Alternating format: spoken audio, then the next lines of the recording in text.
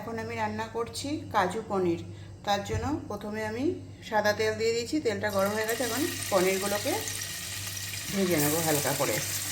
রাতের জন্য রান্না করছি পরোটা আর কাজু পনির। পনিরগুলো আমার ছেলে কেটেছে, তাই জন্য সাইজটা ঠিকঠাক নেই, একটু ছোটো বড়ো আছে। পনিরটা ভাজা হতে থাক, ততক্ষণে আমি কাজু বাদাম আর পোস্তটা বেটে নিই।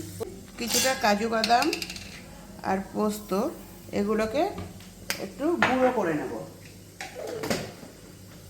তারপর কাজু বাদাম আর পোস্তটা গুঁড়ো করে নিলে মশলাটা বেশ পেস্টটা মিহি হয়। কাজু বাদাম আর পোস্তটা গুঁড়ো করা হয়ে গেছে। এখন এর মধ্যে দিয়ে দিচ্ছি বেশ কিছুটা কিশমিশ, টমেটো আর দিচ্ছি 3টে কাঁচা লঙ্কা, অল্প একটু জল। এবার এটাকে একটা পেস্ট বানিয়ে নেব।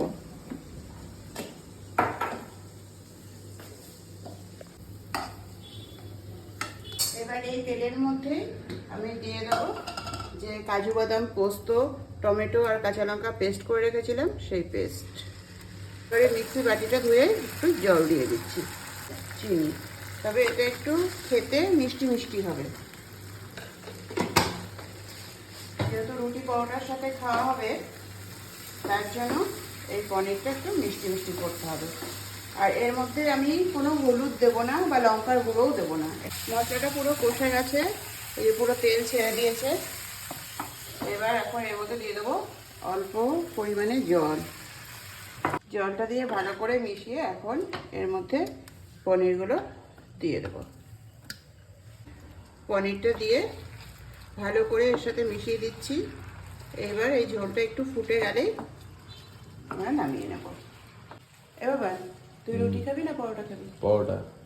আচ্ছা, পনিরটা হয়ে এসেছে। নামানোর আগে এখন আমি দেবো কসুরি মেথি। এই কসুরি মেথিটা দিলে কি হয়, এর সেন্টটা খুব ভালো লাগে। পরোটাও ভাজা হয়ে গেছে, এখন ছেলেকে খেতে দিয়ে নিই। এনে